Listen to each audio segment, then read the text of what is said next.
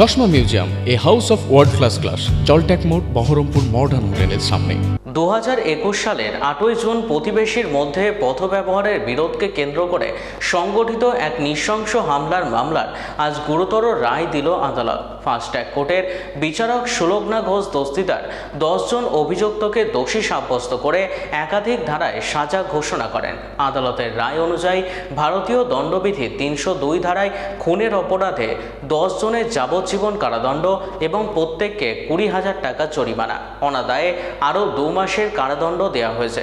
এছাড়াও 307 ধারায় খুনের চেষ্টার অভিযোগে 10 বছরের সশ্রম কারাদণ্ড এবং 20,000 টাকা জরিমানা, অনাদায়ে আরও 2 মাসের কারাদণ্ড এবং 354 ধারায় শ্লীলতাহানির অপরাধে 1 বছরের কারাদণ্ড, 5,000 টাকা জরিমানা, অনাদায়ে আরও 1 মাসের কারাদণ্ড ঘোষণা করা হয়েছে।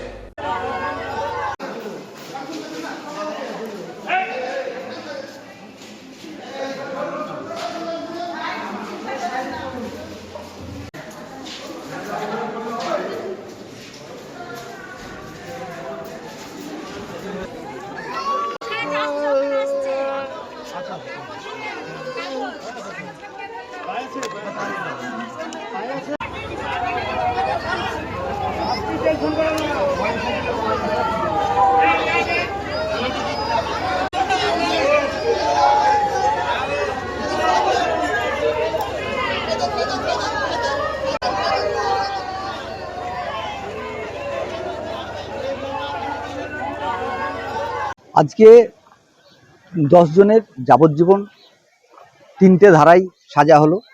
একটা হচ্ছে 302, যেটা হচ্ছে মার্ডার, সেটার যাবজ্জীবন 10 জনের, 20,000 টাকা ফাইন, অনাদায়ে আরও 2 মাস। আর একটা ধারা ছিল 307, সেটার জন্য 10 বছর, 20,000 টাকা ফাইন, 2 মাস সাজা, আরও অতিরিক্ত সাজা। এবং 354, তার সাজা হলো 1 বছর, 5,000 টাকা ফাইন, অনাদায়ে আরও 1 মাস সাজা। এইটাতে 24 জনের সাক্ষ্য গ্রহণ হয়েছিল। না, গতকাল না, গত 24 তারিখে দোষী সাব্যস্ত হয়েছে। আরও একজন আছে, সে পলাতক, তাকে এখনো পাওয়া যায়নি। তার নাম হচ্ছে সাবির আহমেদ। মানে ঘটনার পর থেকে তাকে আর পাওয়া যায়। এইটা প্রতিবেশীদের সঙ্গে মানে একটা পাতোয়ারি নিয়ে গন্ডগোল। এই পাতোয়ারি নিয়ে গন্ডগোল এই আসামির ঘটনার দিন, অর্থাৎ তারিখটা হচ্ছে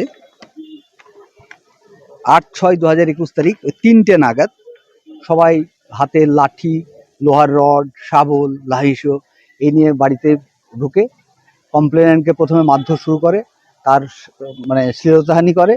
তারপর তার শ্বশুর, যে মারা গেছে আব্দুল সালাম মণ্ডল, তার শ্বশুর যখন তাকে বাঁচাতে আসে, তখন তাকে, ওর বৌমাকে ছেড়ে দিয়ে তাকে এলোপাথারি মারধর করে।